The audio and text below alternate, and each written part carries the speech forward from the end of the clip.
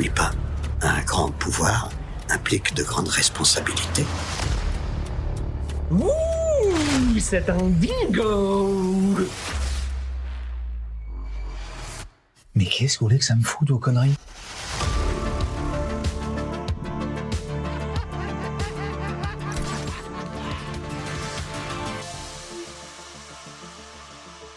Tu me veux, je suis là. Bonjour à tous et bienvenue dans ce nouvel épisode. Et toi, t'en penses quoi? Salut Bastien. Salut Guillaume, salut tout le monde. Et on se retrouve aujourd'hui pour un nouvel épisode, un nouveau film. Alors c'est officiellement le numéro 10 dans les épisodes, mais c'est bien le 11e enregistré. C'est pour ça qu'on a fêté un peu le 10 la dernière fois et pas du tout parce que je me suis trompé dans le calcul. Non, ça n'a rien à voir. Ça n'avait rien à voir. On voulait voir si vous suiviez, c'est surtout ça. C'est un test pour nos auditeurs et auditrices. Exactement. En tout cas, on est très content de vous retrouver après une semaine sans épisode. Et donc cette semaine, on va parler d'un film récent, une fois n'est pas coutume. On va parler de Trap, qui est sorti en 2024, un film de M. Night Shyamalan, qui est un réalisateur qu'on n'a pas encore abordé dans cette émission, mais qu'on aura sans doute l'occasion de réaborder à d'autres reprises. C'est donc un film sorti en 2024, je l'ai dit, qui dure 105 minutes, dont le titre québécois, on aime bien ça, est Piège. Ma foi, là on est revenu dans une logique, on apprécie. C'est un piège, oui, ça me va. Voilà, il n'y a pas de risque.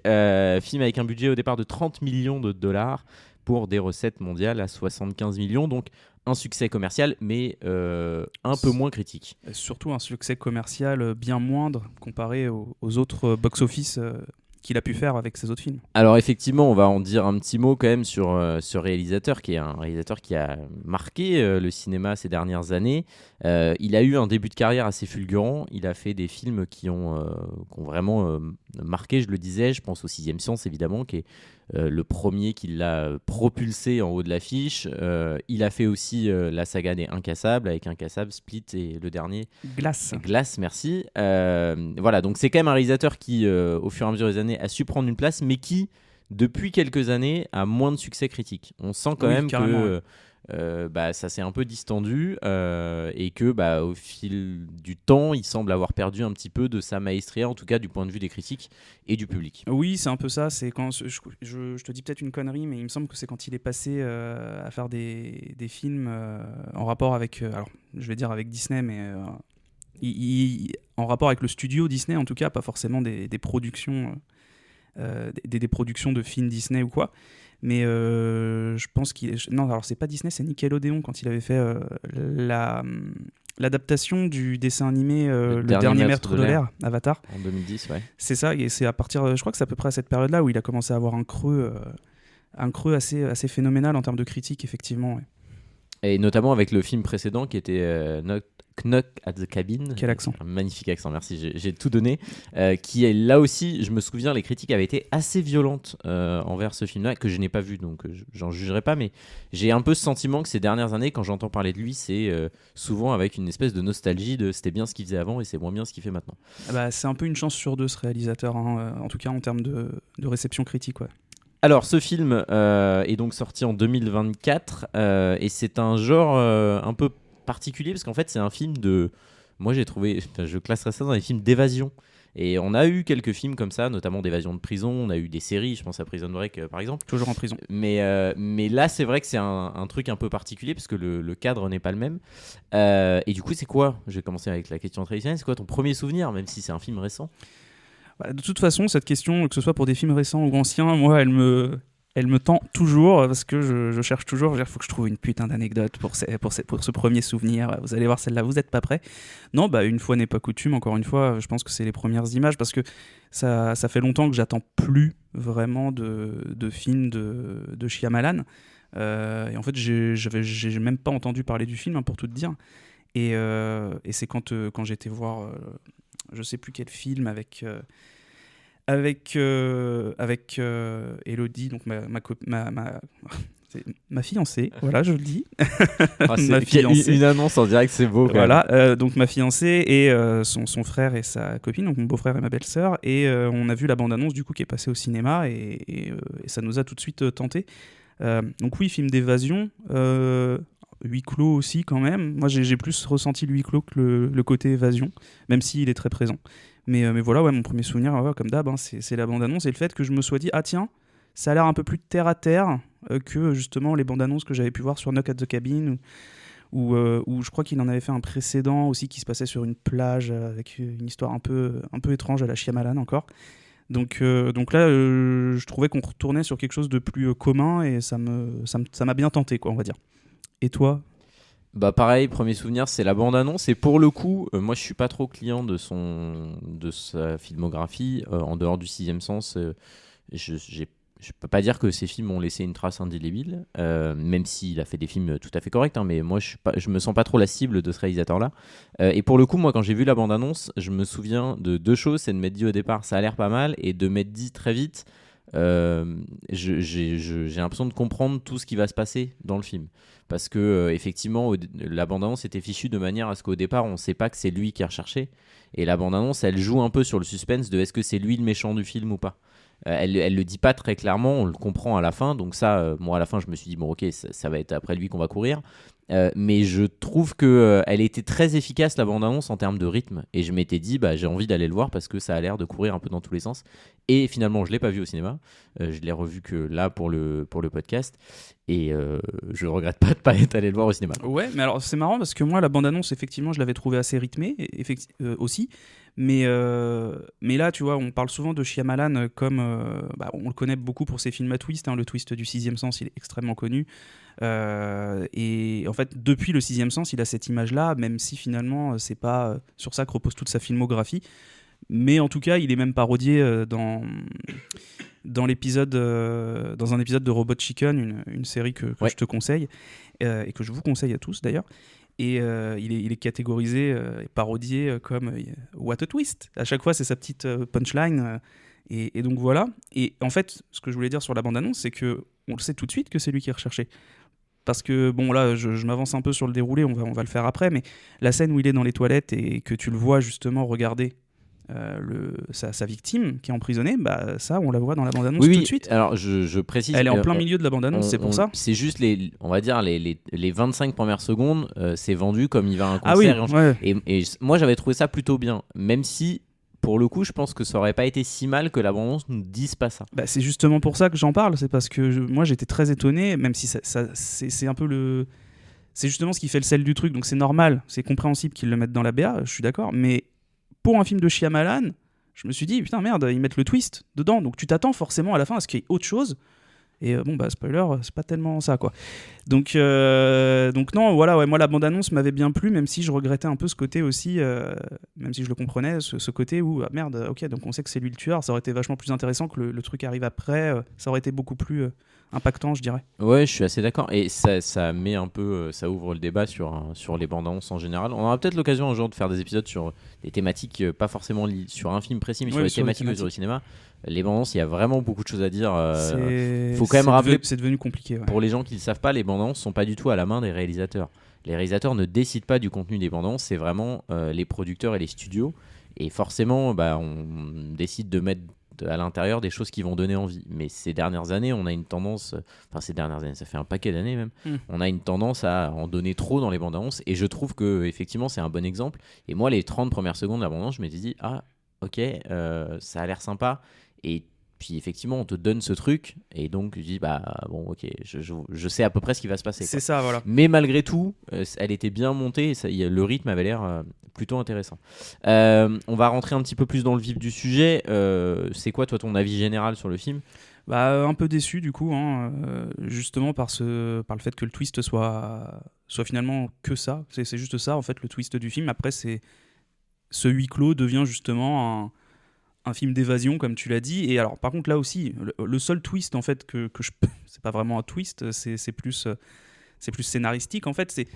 C'est qu'en fait, ils sortent du film ils sortent du stade de la salle de concert. Je sais plus comment elle s'appelle, c'est celle du Québec, de Toronto, je crois, mais j'ai oublié le nom. Ils sortent de là très rapidement. Il reste 45 minutes de film à ce moment, quand ils s'échappent. Ils finissent à peu près aux 2/3 du film, on sort de la salle. Quoi. Et là, tu te dis, qu'est-ce qu'il va nous raconter de machin? Et donc là, on y reviendra dans le déroulé. Donc, non, en point négatif, oui, je dirais qu'il se prend les pieds dans le film, en fait, dans ce qu'il raconte, de comment il le raconte. C'est très vite... c'est très vite balayé, et dès qu'ils sortent, dès qu'ils s'échappent, je trouve que ça perd tout son sel, tout son charme. Et le film, en fait, j'ai pas envie de dire qu'il est un peu gâché par ça, mais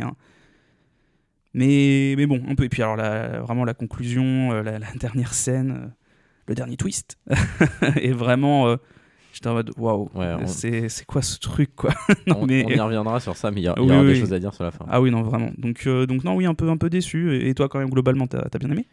Bah, franchement, non. Je vais être très honnête, Ok. j'ai été très déçu. Alors, je précise quand même que quand j'ai vu le film, la personne avec qui je l'ai vu l'avait déjà vu et m'avait dit qu'elle avait trouvé ça très feignant d'un point de vue scénaristique. Et moi, je me suis fait cette réflexion. J'aurais C'est-à-dire pas dit mieux. que le film, c'est un enchaînement de trucs qui ne tiennent pas la route, quoi.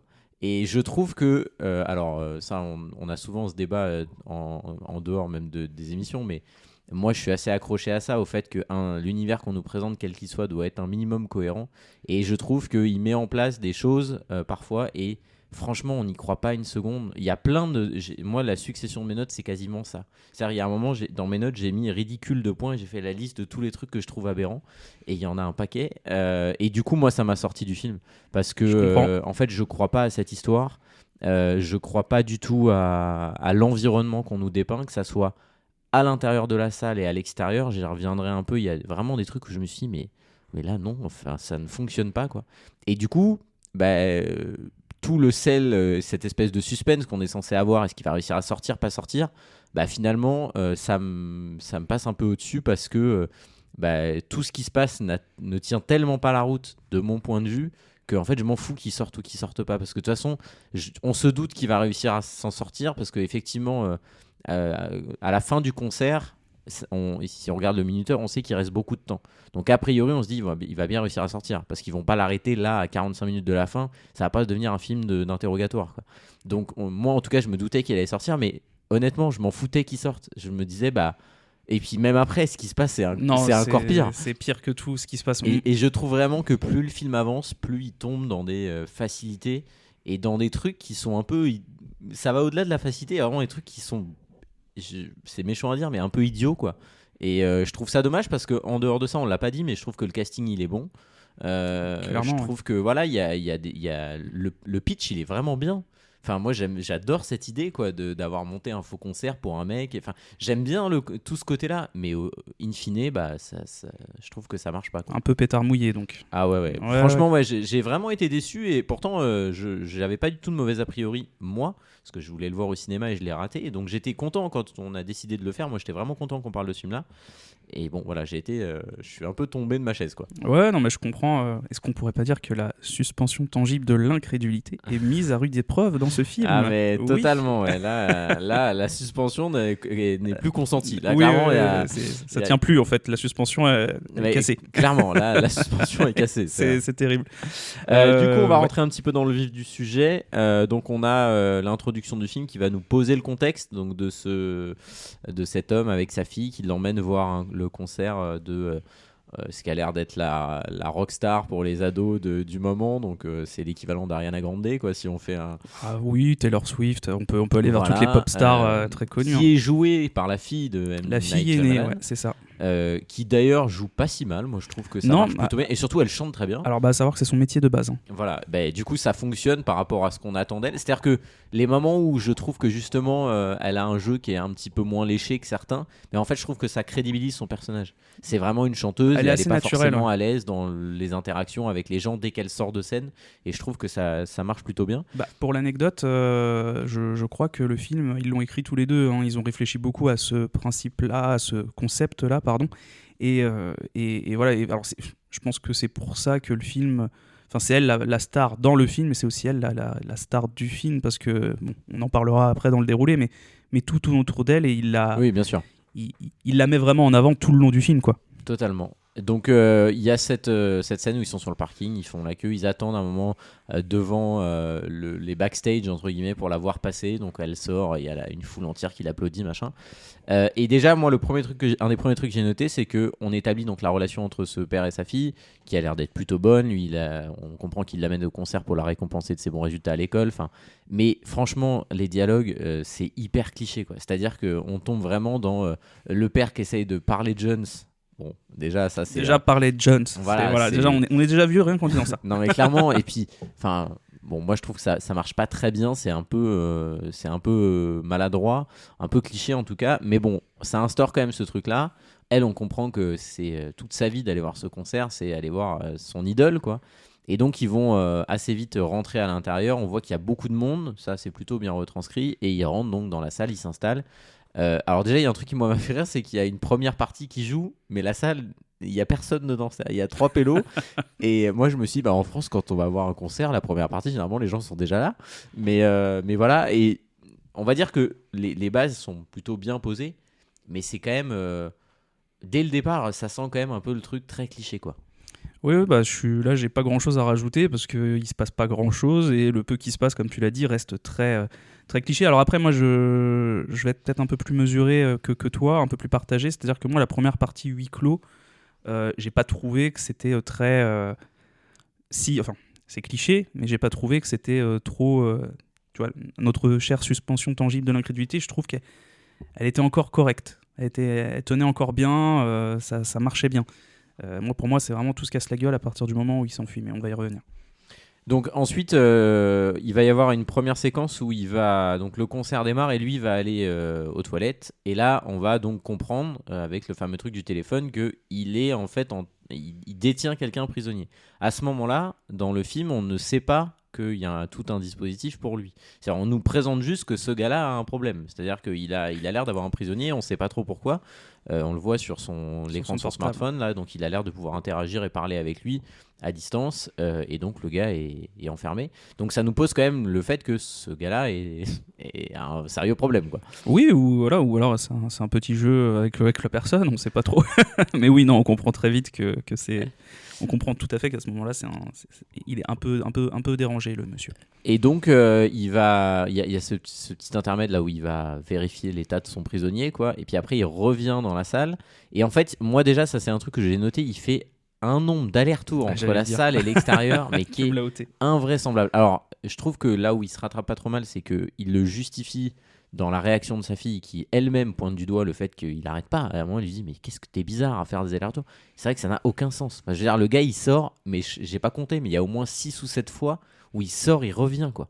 Vraiment, gars, c'est très suspect comme comportement. Ça n'a pas de sens de faire ça quoi. Et donc il revient et pour moi il y a là un petit moment de flottement parce que on sait que le gars est méchant, mais moi je me mets à la place de quelqu'un qui a pas vu la bande-annonce. Il se dit mais pourquoi on m'a montré ça? Parce qu'on ne sait pas tout de suite qu'il y a cet arsenal. Et ce qui lui le met sur la voie, c'est qu'il observe un peu autour de lui dans la salle et il voit qu'il y a beaucoup de flics et pas juste des agents de sécurité. Et là, c'est vrai que les flics sont là et ils sont pas en civil, quoi. Les mecs sont tous en tenue et faut que le spectateur comprenne, quoi. Et donc là, on commence à comprendre qu'effectivement, il y a l'air d'avoir un truc un peu louche de pourquoi il y a autant de flics, pourquoi est-ce que lui, on nous le montre comme un méchant. Et à ce moment-là, en ayant vu la bande-annonce évidemment, mais sans l'avoir vu, tu peux commencer à te dire ils sont peut-être là pour le trouver. Il y a une corrélation. Exactement. Il y a un truc où donc on a le concert a commencé, on ne l'a pas dit. Moi pareil, je trouve que dans le concert, autant il y a des passages, ça marche très bien quand le public chante avec elle et tout, ça marche bien. Mais le tout début, sur la première fois qu'elle rentre sur scène où elle commence à chanter, il y a vraiment un bruit de fond de public qui crie et qui exulte, mais ça dure un temps infini. Et sans que personne chante en même temps qu'elle. Et ça, je trouve que c'est un peu bizarre. C'est du détail, mais je me suis dit, mais là non. Enfin, tu cries quand la personne arrive, mais après, on sait tous qu'un artiste, il commence toujours par une chanson très connue au départ pour emmener les gens avec lui. Bon, on imagine que les gens chantent avec lui. Et surtout, il y a un truc où très vite, elle va s'interrompre et elle va faire un discours, elle, sur son père. Je sais pas si tu as cette scène en tête. Si, ouais, je vois très bien. Et là, moi, je sais pas toi, mais je n'ai pas compris à quoi ça sert. Parce que le père et la fille ont écrit et produit ce film et que voilà, laisse-les tranquilles, qu'est-ce que tu veux que je te dise? Non mais on est d'accord que ça ne sert à rien dans le déroulé. Ça sert à rien, narrativement ça sert à rien, mais je pense que ça apporte une crédibilité et une histoire à son personnage de chanteuse pop, etc. Et t'as plein d'artistes qui en plein concert, à un moment donné, disent voilà, celle-là c'est pour mon papa qui a disparu, ou alors tiens, celle-là c'est pour toutes les filles qui se sentent mal dans leur peau, rassurez-vous, vous êtes beautiful. Le très mauvais accent et très mauvais mots dit, on s'attardera pas plus que C'est ça la là-dessus. journée des accents. C'est la fatigue surtout. Mais Non, moi j'ai trouvé Mais que ça a cassé le rythme d'abord, et là aussi que c'est quand même assez long entre guillemets au prorata de la durée d'un concert. Et je me suis dit, si on nous met ça, c'est que son père ou son histoire familiale va avoir un intérêt à elle dans l'histoire. Et c'est pas le cas, on en reparle bah non, jamais. c'est-à-dire qu'elle est très mise en avant, c'est ce que je disais, c'est que son personnage est super mis en avant, ils lui font un background un background de fou, et au final ça ne sert pas à l'histoire qu'on nous raconte en tout cas. Donc bon. Mais à savoir, pour revenir sur ce que tu disais sur les bruits de foule, etc., c'est que tout ça, c'est du trucage, évidemment. Et sur le tournage, il y avait 200 à 300 personnes, je crois, dans la salle, et tout le reste, toute la foule que tu vois en fond, etc., ça a été du duplicage, de l'effet spécial, etc. C'est assez, ça, pour le coup, c'est assez réussi, je trouve. Moi, Ouais, sur le plan visuel, ça marche. La scène, ça fonctionne. Les effets, les chorés sont bien d'ailleurs aussi, avec les artistes qu'elle a autour d'elle. Je trouve que c'est pas mal. C'est ça. Et alors, à savoir, comme je te disais qu'elle était chanteuse, je sais pas si tu savais ça, mais entre Knock at the Cabin et Trap, il y a, je crois, il doit y avoir 2 ans, quelque chose comme ça. À vérifier, je sais plus. Et en tout cas, même si c'est pas à ce moment-là, lui, en fait, il a accompagné sa fille pendant des tournées, pendant un certain temps. Et c'est là qu'ils ont eu l'idée tous les deux de faire un film autour de ça. C'est pour ça que tout ce qui se passe en termes de concert pur, c'est crédible, parce que déjà c'est son métier et que lui a tourné 2 ans avec elle à ce niveau-là, quoi. Ouais, c'est vrai que de ce point de vue-là, c'est plutôt réussi. On y croit, je répète, dans la mise en scène, dans le fait que c'est une vraie chanteuse, donc ça marche. Même le public, globalement, je trouve que ceux qu'on voit, ça marche plutôt bien, c'est assez bien rendu. Et il y a un travail sur la lumière, sur la scénique, en fait. Et ça, c'est plutôt à mettre au crédit du film. Je vais pas le dire souvent, donc là je le dis, c'est plutôt à mettre au crédit du film. Donc le concert avance et il y a un premier entracte au concert où donc ils sortent, il emmène sa fille dans le. En fait, il faut comprendre qu'autour de la scène, on a l'impression qu'il y a une espèce de couloir qui fait le tour de. C'est les salles américaines, les grandes salles américaines. En fait, t'as vraiment la salle de concert à l'intérieur et c'est tout circulaire autour avec les chiottes, les stands, les. Exactement. Trucs, et donc ils vont se balader. Elle veut acheter un t-shirt évidemment. Et donc là, il va y avoir cette scène où elle veut acheter un t-shirt et lui est évidemment d'accord, mais en fait, il reste qu'un t-shirt un taille S et il y a une autre ado qui est absolument détestable qui arrive et qui explique qu'elle veut le t-shirt. Et là, moi, je ne comprends pas la réaction du père qui dit bah très bien, laisse-lui le t-shirt. Mais à aucun moment tu fais ça. Enfin, je veux dire, ta fille était là avant, elle est polie, aimable, l'autre c'est une connasse. Enfin, pardon, mais la réaction du père pour moi n'a pas de sens. Mais bon, il finit par lui laisser et le vendeur de t-shirt du coup est un peu touché entre guillemets par ce comportement du papa. Such a good man. Voilà, et il lui dit bah écoutez, je vais aller en chercher en réserve, revenez dans un quart d'heure et je vous filerai un t-shirt quoi. Bon, et donc les deux personnages vont se rencontrer à ce moment-là et je crois qu'il s'appelle Jamie de mémoire le vendeur et on va voir qu'il va resservir assez vite. Et pendant qu'il fait sa balade, lui il continue quand même d'observer et de constater le fait qu'il y a quand même pas mal de sécurité et de policiers. Et là, moi, je vais mettre le doigt sur un truc, c'est que dans cette séquence-là, il y a plusieurs plans qui sont montrés sur les caméras de surveillance. Il y a un plan, notamment, on voit un mec en haut d'un escabeau en train d'en refixer une. Il y a un autre plan, on nous montre sur un effet, un changement de plan, de focus, je vais y arriver, là, une caméra à un endroit. Et donc, moi, je me dis, ça veut dire que les caméras vont servir vraiment dans le film. Spoiler, elles ne servent à rien du tout. Parce qu'il y a 1 milliard de fois où ils peuvent identifier qu'il a un comportement suspect et ils ne le font jamais. Et ça, typiquement, je comprends pas. Parce que pour moi, là, quand je parlais de cohérence, tu mets en avant un élément, ça veut dire que tu dis au spectateur, ça c'est important dans mon univers. Pourquoi tu fais des gros plans sur des caméras si elles ne servent à rien ? Arrête avec ton fusil de Tchekhov, je te vois venir, pose ce fusil. Non mais même sans aller jusqu'au fusil de Tchekhov, c'est-à-dire que tu comprends qu'il y a un dispositif important et tout. Et moi je trouve ça normal que les caméras en fassent partie. Mais pourquoi ça sert jamais ? Parce que... ça n'avait Merci beaucoup. Ça n'avait pas de sens. Non, je peux pas défendre. Oui, je suis tellement d'accord avec toi. je peux pas défendre. Ça fait partie des. Voilà. En fait, on parlait de la suspension tangible de l'incrédulité, etc. Et promis, c'est la dernière fois que je dis. C'est suspension consentie. C'est pas tangible. Si, c'est tangible. Non, c'est pas Non, c'est regarde, consenti. tape suspension tangible dans tes recherches, Ouais. tu vas voir, ça le met. Bon, peut-être qu'il y a les deux. Bon, en tout cas, voilà, pendant qu'il cherche, ce que je voulais dire, c'est que le problème, pour moi, le gros problème avec ce film, et ce que tu as pointé du doigt, c'est qu'un élément parmi tant d'autres, c'est que c'est une succession de facilités scénaristiques. Tu vois, la personne avec qui tu l'as vu, quand elle te disait qu'il y avait une fainéantise à ce niveau-là, je trouve qu'elle n'aurait pas pu trouver un mot plus juste. C'est clairement ça. Le film, en fait, il veut nous raconter quelque chose, mais en fait, il se concentre tellement sur le concert, tout est crédible. Ah, le concert, Oui, bien sûr. c'est un concert que tu pourrais aller voir toi, il n'y a pas de souci. Mais par contre, tout ce qui se passe autour, ah oui, merde, attends, on a quand même une histoire à raconter. Mais pourquoi on suit ce personnage-là alors qu'en fait, c'est ma fille qui fait tout le taf, là, qui est bien. C'est ça. Ouais. Et du coup, tu te demandes... C'est un enchaînement de facilité. Vraiment, il s'est pas cassé la tête. Il s'est pas cassé la tête. Non, et pour poursuivre là-dedans, là pour moi on va commencer à rentrer vraiment dans les trucs qui ne fonctionnent pas. C'est que à ce fameux stand de t-shirt là, il discute un peu avec le mec, et le mec lui dit en fait Je suis pas censé vous le dire. je suis pas censé vous le comme dire, vous avez laissé ce mais t-shirt. voilà, il y a plein de flics parce que vous connaissez le boucher, donc c'est le nom du grand méchant. J'ai évidemment pensé à Dexter, moi. Voilà. Le boucher de Voilà, c'est Bearbor. Bearbor Butcher, ouais, C'est je crois ça. que c'était ça. Donc il dit vous connaissez le boucher, l'autre fait oui. Il dit bah en fait tout le monde pense, enfin les flics pensent qu'il est là. Et là moi déjà je me dis pourquoi il lui dit, et deux, pourquoi on lui a dit à ce mec? Pourquoi le gars qui vend des t-shirts il sait? Alors ça pour le coup c'est justifié. Pour moi ça l'est pas, parce que si on leur donne un code pour qu'ils puissent eux circuler librement, mais dans quel monde on leur dit pourquoi ils font ça? Jamais tu leur dis qu'ils cherchent. Il me semble qu'à un moment donné on sait on comprend qu'ils l'ont dit à tous les employés, que les employés sont tous au courant. Oui, mais ça n'a aucun sens de l'avoir dit aux employés. Donc pas que pour cet employé-là, pour mais la pourquoi globalité. on l'a dit aux Pourquoi ils sont vendeurs au de courant. t-shirts et de bonbons? Enfin, je veux dire, ces gens-là ne travaillent pas dans la police. Je veux dire, à la limite, tu leur dis, écoutez, il y a une opération de police. Bon, déjà, ça me paraît bizarre de leur dire, mais pour accéder, vous devez utiliser un mot de passe. Lui, je crois que c'est Hamilton, qui va servir un moment pour parce qu'il se fasse choper le père. Mais pourquoi est-ce que ces gens-là, on leur a donné tout le plan? Enfin, je veux dire, ça n'a pas de sens. Et ça en a encore moins qu'il le donne à un inconnu qui n'a pas acheté de t-shirt, quoi. Mais Oui, voilà. mais il a sacrifié le bonheur de sa fille, voilà, c'est ça. pour cette information. Et donc, du coup, en fait, moi, à ce moment-là, je me dis, ce truc-là, on sait très bien pourquoi c'est là. C'est pour expliquer aux spectateurs. Et c'est là où moi, mon principal reproche au film, il est là. C'est-à-dire que tous les trucs, et j'ai en tête d'autres éléments qui viendront plus tard, mais tous les éléments un peu faciles, ils servent pas tant le récit, ils servent à surexpliquer au spectateur.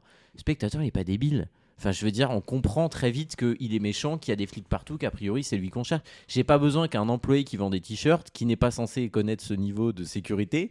Voilà, je trouve que il y a plein d'éléments comme ça, et moi, là, à ce moment-là, je me suis dit, ouais, d'accord, là, ça part très mal, quoi. Jamais content cet enfant. Non, j'avoue, jamais content. Non, mais moi, ça m'a pas choqué plus que ça. Effectivement, tu sais qu'il s'adresse aux spectateurs.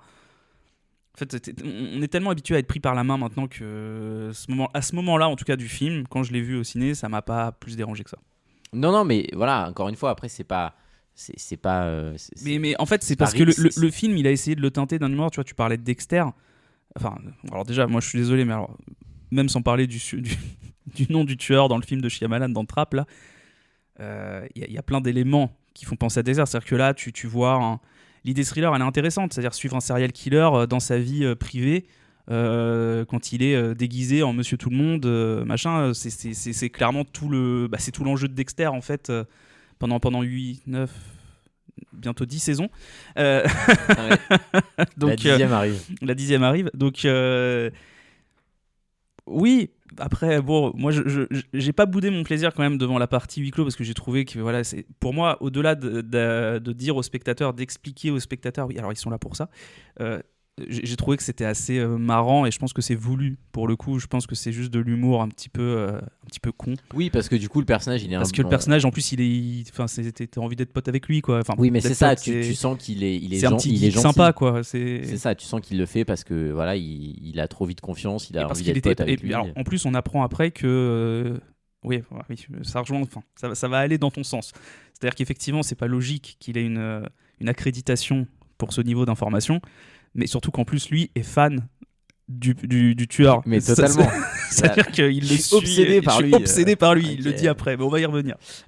Donc du coup, il y a ce truc. Et là, on a un personnage qui est un petit peu introduit, c'est que en fait, on va avoir on va entendre, je sais plus exactement comment, mais une conversation qu'ont les flics entre eux qui recherchent un peu Je crois qu'on entend une radio à un moment entre deux flics qui discutent.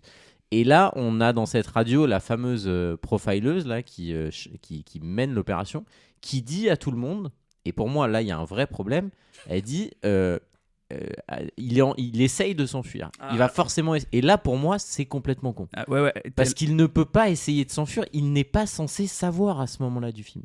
C'est-à-dire qu'au moment où on nous le dit, à aucun moment, il s'est passé un truc qui est censé, lui, l'avoir mis sur la piste de ça. Oui, parce qu'en fait, le coup de la radio, pour préciser un petit peu, c'est que suite à sa conversation avec notre vendeur de t-shirts préféré, je crois qu'il il essaye, avant d'attirer l'attention des flics, pour voir.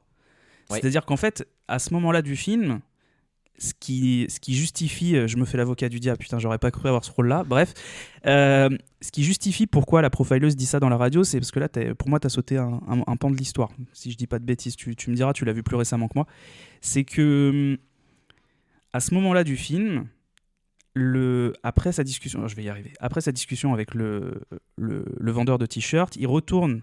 Ils sont encore dans l'entracte. Mais oui, mais du coup, il pousse la fille dans les escaliers. Mais ça, ce que tu dis, c'est après. Non. Ah si. Ah bah, je t'assure, je l'ai revu hier, pour le coup, enfin avant-hier. Et pour le coup, moi, je prends les notes en temps réel dans le film. Oui, non, mais d'accord. Et le fait que on entende la profileuse dire, et c'est pour ça que c'est pas, il a pas encore récupéré le talkie-walkie. Nous, mais on si, l'entend. mais bien sûr que si. Non, parce que ce truc-là, je l'ai regardé ce matin la scène. Ce truc-là, on l'entend nous en tant que spectateurs, mais lui ne l'entend pas. C'est le moment où les flics. On parle pas du même moment du coup. Non, on parle pas du même. Parce que ça, elle le dit après qu'il ait chouré le talkie-walkie. Hein. Pour moi, elle le dit avant. Ah si, il le dit. Quoi. Il s'apprête à mettre la main justement sur l'alarme incendie, et elle lui dit, il va essayer de s'enfuir. Et elle dit ça pourquoi ? Parce qu'il a déjà essayé de checker qu'est-ce qu'il pouvait faire. Et en fait, il a vu que toutes les entrées étaient bloquées. C'est-à-dire qu'après la discussion avec le vendeur de t-shirts, pour moi, il pousse la fameuse fille lambda dans les escaliers, figurante numéro 25. Dans les escaliers, et du coup il voit que tous les keufs en fait accourent, mais ça change rien, il y en a toujours dans toutes les entrées. Oui, et suite à ça, en fait, comme il a l'information il retourne parler, je crois, à un moment donné au vendeur de t-shirts. Oui, ils vont à la réserve. Tous les deux et tout. Son badge. Il lui vole son badge. Son badge lui permet de rentrer là où les employés rentrent, et il tombe. Alors là, pour le coup, Sur facilité sur le briefing. Avec tout le SWAT et compagnie. Et on le laisse là.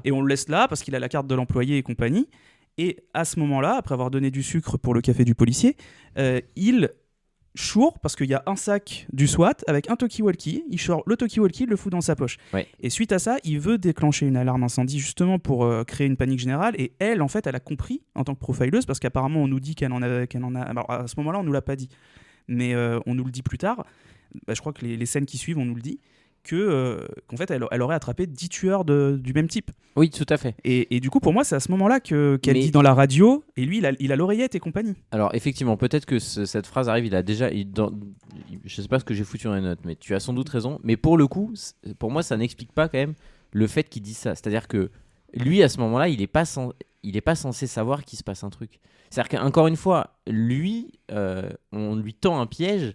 Le fait qu'elle dise ça, qu'elle dise il essaye de s'enfuir, ça implique que eux, d'abord, ils savent qu'il est en train de s'enfuir, donc ça veut dire qu'ils savent qu'il est au courant.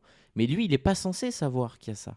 C'est là où pour moi ça marche pas. C'est-à-dire que le piège repose sur le fait qu'on a construit un faux concert pour choper un mec, mais si il le sait qu'il y a un faux concert, ben ça marche plus. Et en fait, pour moi, il y a pas.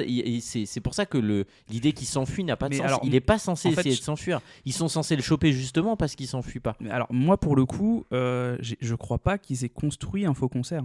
Ah bah si, ça c'est dit clairement, puisque la chanteuse le dit. On est venu me voir, parce que le concert était prévu. Non, si tu te rappelles, au tout début du film, elle dit à sa fille, ils ont rajouté au dernier moment une date parce que l'autre était pleine. Pour moi, ça sous-entend que cette date-là, qui est d'ailleurs l'après-midi.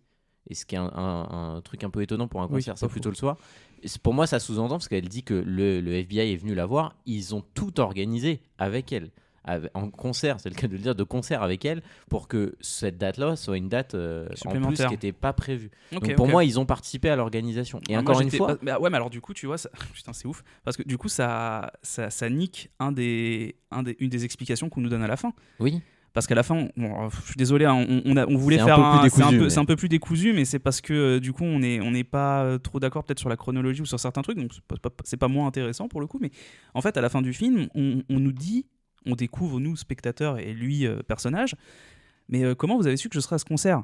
Et en fait, on nous dit, bah, on a trouvé une place du Oui. concert sur un lieu de vos crimes. oui, mais sauf que en fait, on apprend Donc, après. pour moi, le concert était prévu. Oui, mais non, parce que en fait, là, on apprend à la fin, pour le coup, puisqu'on va comprendre que sa femme, on n'en a pas parlé, mais est impliquée dans le projet. C'est le seul truc du film pour moi qui est réussi, d'ailleurs, parce que ça, je l'ai pas vu venir et je trouve que c'est plutôt bien fait. Je m'en battais Et les steaks. moi. On apprend que, en fait, c'est elle qui a imprimé ce document et qui l'a mis sur la scène pour les mettre eux sur la voie. Oui. C'est-à-dire, ah oui, oui, je vois ce que, oui, c'est vrai que tu j'avais vois pas ce que je veux pensé. dire? Mais c'est C'est-à-dire que complètement- du mais coup, le c'est billet était complètement déjà con. prévu. Oui, bah oui, bah c'est très con.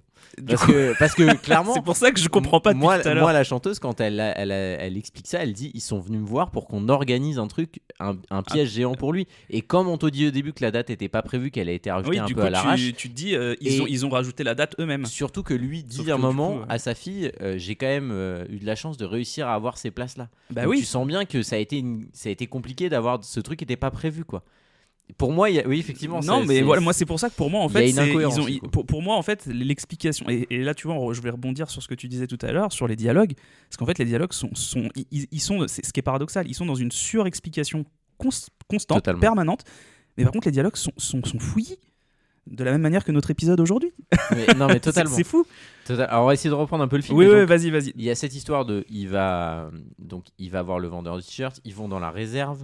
Déjà, pourquoi il l'emmène en réserve? Ça n'a pas de sens. Il y a un énorme gros plan sur le gars qui met sa carte dans sa poche arrière pour qu'évidemment le plan d'après, en plan large, il lui vole la carte. Là aussi, c'est trop. Enfin, je veux dire, pas besoin de faire un gros plan. On a compris. Et là, c'est à quoi ça m'a fait penser. Il n'y a que nous enfin, je pense que toi et moi, je on sais à pense quelle ça. scène tu vas penser. Ça me Je te fait laisse le penser dire. à Uncharted 4 quand Voilà. tu voles la carte et que t'as un gros plan sur le cul du PNJ. C'est ça, qui a sa carte dans la plus tu zoomes Ouais, et enfin, plus tu appuies sur le bouton, plus ça zoome Exactement. sur la J'ai carte. vraiment eu Ouais, cette ouais. image-là, quoi.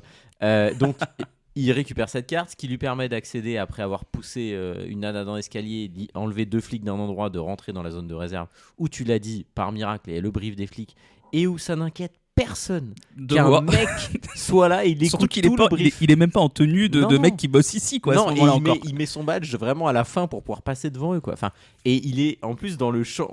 Au début, moi je me dis, là où il le voit pas. Puis après, t'as un contre-champ.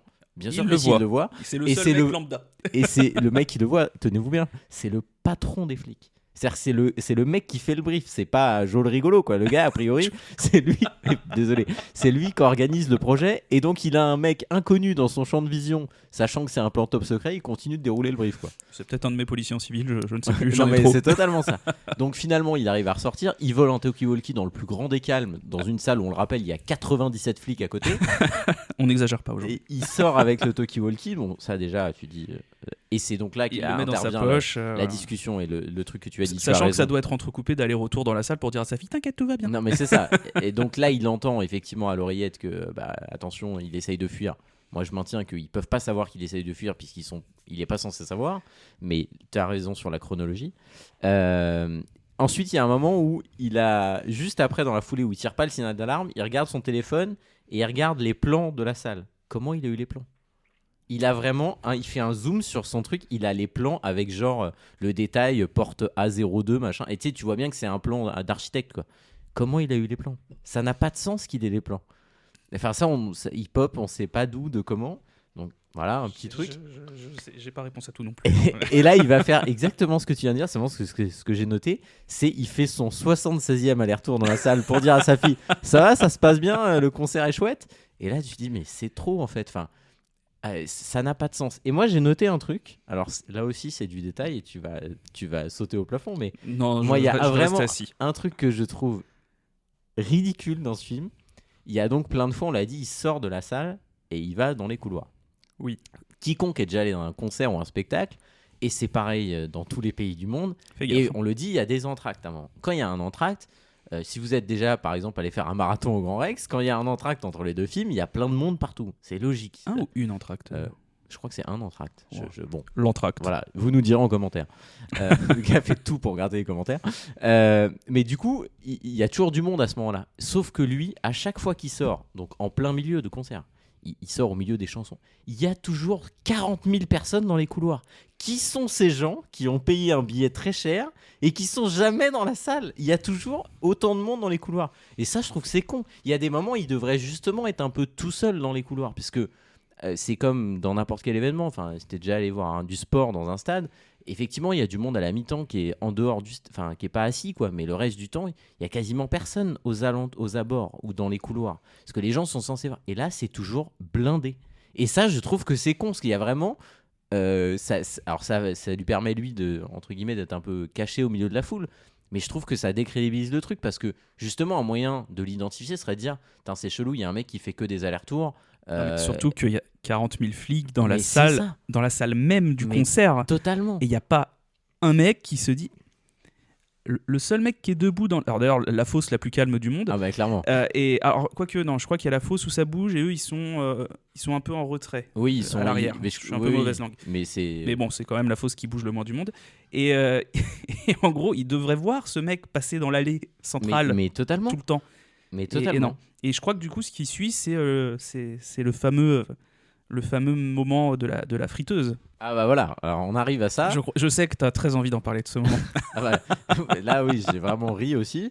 Donc il ressort une énième fois. Donc là on comprend. Ça c'est suite à ce qu'il a entendu dans la radio, le plan et compagnie. Voilà, donc en fait là on comprend qu'à chaque fois qu'il fait un aller-retour, lui il cherche un moyen de se dire par où je vais pouvoir me barrer, quoi. Grosso modo, il comprend que ça va être compliqué et que les flics sont sur les dents et qu'ils le cherchent. Et donc il va à un moment s'approcher d'un stand qui vend de la bouffe, et il y a un plan sur les friteuses et un plan sur l'huile qui est dans des espèces de pots en verre là.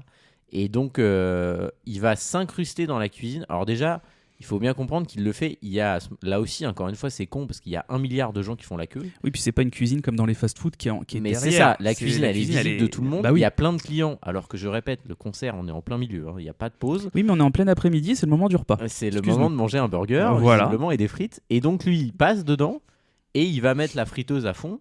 Et il va mettre à l'intérieur de la friteuse les pots d'huile encore avec le verre, quoi. Absolument. Et donc évidemment il s'éloigne un peu et doit se passer ce qui se passe.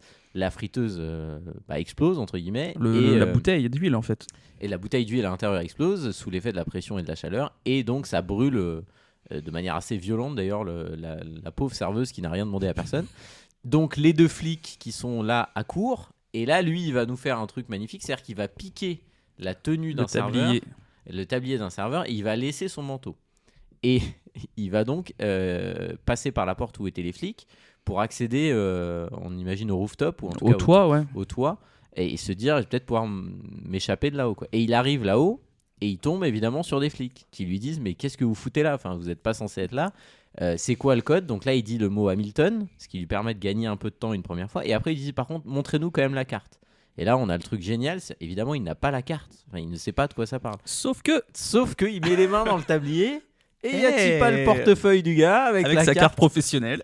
Et donc, du coup, on le laisse. Et là, tu dis, mais non, en fait, je veux dire, ça n'a pas de sens. Personne ne fait ça. Après, au début, il est bon parce que quand il arrive sur le toit et qu'ils lui disent, mais qu'est-ce que vous faites là? Et lui, il dit, ah, non, mais ma collègue, elle s'est pris une friteuse dans la tronche.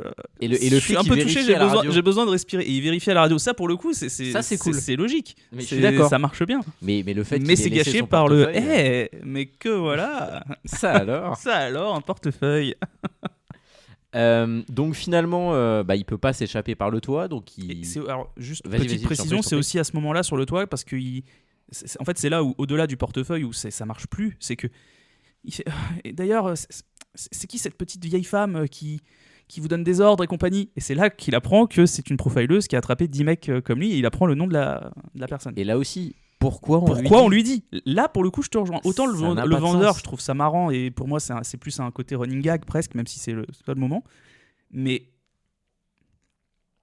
non, ça n'a pas de sens. On est d'accord. Là, j'ai même plus les mots. Là, ça n'a pas de sens. On lui donne des infos sur, encore une fois, cette opération qui est censée être un mystère. Et surtout que ce gars-là, c'est visiblement un mec qui travaille parce qu'il pense qu'il est cuisinier.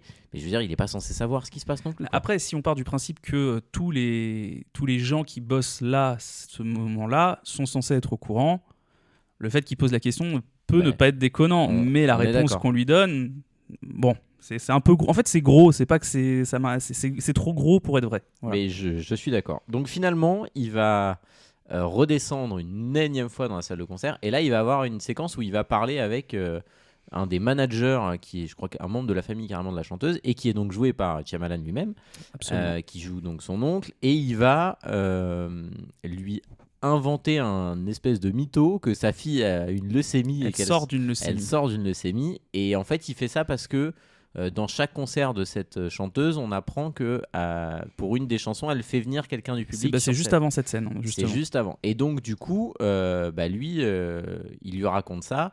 Alors, au passage, Shyamalan joue bien. Moi, j'étais content de le voir et je trouve que c'est un peu caricatural, mais ça marche bien par rapport à ce qui est censé être le personnage. Et donc, il va lui expliquer son histoire. Et évidemment, il est un peu touché et il voit surtout qu'il y a un coup de com' à faire. Donc, juste après, ils viennent chercher la gamine, quoi. Et en fait, c'est ça, Shyamalan l'emmène dans les coulisses parce qu'il se dit que le seul moyen de sortir qui doit pas être gardé et où les gens seront moins vigilants, c'est forcément la chanteuse et son entourage. Lui, son objectif, c'est clairement pas de faire plaisir à sa fille. Hein, il y a même plusieurs plans d'insert où on se dit il va sortir par la trappe parce que quand il y a Shyamalan, en fait, c'est parce qu'il y a un duo. Un featuring qui arrive à ce moment-là. Je crois que c'est après ça. Parce c'est encore après. On voit le chanteur arriver par les backstage. Pour moi, il le voit rentrer sur le fameux gars qui a les cheveux longs. Oui. Il le voit des backstage. Je crois joué par Kid Cudi. Ouais. Non, mais moi je parlais vraiment de parce que il me semblait qu'il arrivait, par la trappe du milieu. Mais, non, je crois qu'il y a un autre chanteur qui arrive par la trappe du milieu. C'est vrai qu'on l'a pas dit. Ouais. À un moment, il y a un chanteur qui arrive par une trappe. Il se trouve que la trappe, elle est vraiment à côté de lui, à 1 mètre de lui, du boucher. Et lui, il regarde et il dit à sa fille tu veux pas qu'on aille voir sous la scène? Bah non, papa, je ne souhaite pas faire ça. Il y a un concert en ce moment. Je ne veux pas me faire arrêter par la police et faire un truc qui n'a, écoute-moi bien, aucun sens. Et lui, il a l'air de dire, il lui fait, ouais, t'as peut-être raison. Oui, j'ai raison. En fait, tu es con. Donc finalement, il passe pas par. C'est vrai que je l'avais même pas noté, mais il passe pas par la trappe. Et donc ils ont accès, ils sont sur le côté de la scène. Et là, ils voient une première chanson. Donc la fille, pour elle, c'est Disneyland, quoi. Et finalement, elle va sur scène et elle danse avec la chanteuse. Alors, ce qui est assez drôle, je trouve, c'est que le personnage de la fille nous est quand même dépeint régulièrement comme un personnage qui est pas hyper à l'aise socialement parce que on nous explique que ses copines se moquent un peu d'elle à l'école. C'est un peu la souffre-douleur. Voilà. Et là, elle arrive sur scène, mon gars, et elle te tape sa meilleure danse devant 15 000 personnes en toute décontraction. Et je trouve que, bon, c'est un détail, mais là aussi, je sais pas, t'es un minimum impressionné, quoi. Et là, elle danse mieux que la chanteuse, quoi. C'est-à-dire qu'il y a vraiment, elle est, là aussi, je trouve que il exagère à peine. Ouais, mais je me suis dit, je m'attendais, tu vois, à la limite, justement, qu'elle ait un peu de mal, que l'autre là, elle joue sur le côté, elle la prend dans ses bras, elle l'aide, mais rien du tout. Je veux dire, seconde 1, elle fait, elle est sur les mains, quoi. Est-ce que t'as essayé de te mettre à la place d'une petite fille de 13 ans? Oui, ne crois pas. Mais je ne crois pas, Guillaume. Je pense que j'aurais été très impressionné devant 15 000 personnes, quoi. Si tu avais rencontré Eric Zabel de cette manière. Je pensais pas qu'on arriverait à citer ce nom dans ce podcast. Et sachez que c'est notre point Godwin. Et que j'espère que des gens iront chercher qui c'est et ça me fera très plaisir. Non, mais ce que je veux dire, c'est que là, plus sérieusement, c'est la souffre-douleur. Écoutez, on comprend pendant tout ce dont on a déjà parlé pendant la caractérisation. Ce que j'allais dire. La caractérisation, merci, du personnage de la fille du boucher. Que oui, c'est une souffre-douleur, qu'elle s'est embrouillée avec des copines, parce qu'en plus, on l'a pas dit, parce que c'est pas très important, et c'est plus un running gag qu'autre chose, c'est qu'il croise souvent la mère d'une des brutes, des brutes filles. Voilà, et du coup, on comprend que son seul échappatoire à tous ces malheurs, à cette adolescente, c'est justement les chansons de cette fille-là. Et c'est aussi pour ça, je pense, qu'on nous la caractérise autant, notamment avec les moments où elle parle de sa famille sur scène, ce genre de choses. Du coup, moi, le fait qu'elle se lâche sur scène très vite et qu'elle soit tout de suite à l'aise, en fait, tu sais, t'as un peu ce côté quand t'es fan de quelqu'un, c'est ton idole, etc.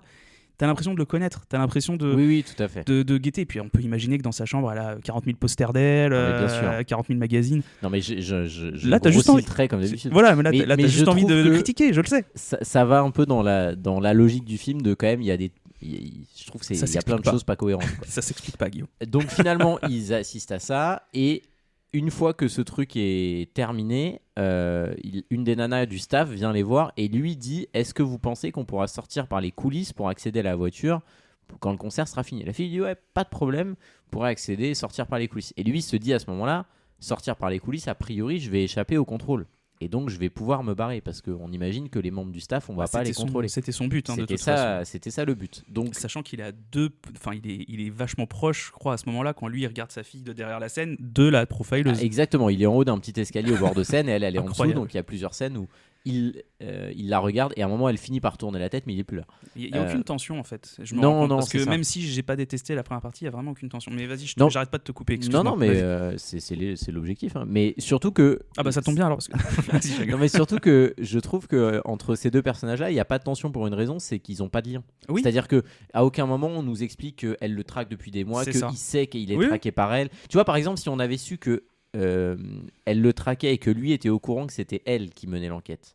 En la voyant, en entendant son nom, il aurait pu se dire « Ok, c'est pour moi qu'ils sont là ». Mais surtout qu'en plus, il y a un parallèle qui est fait, même à ce moment-là, ça pareil, on l'a un peu avec sa mère. oublié, avec sa mère. Ouais. Oui, totalement. Il voit, par exemple, quand la serveuse là, qui s'est pris la friteuse dans la tronche, quand elle est sur son espèce de brancard, machin, à côté, il voit une vision de ce qu'on imagine être sa mère.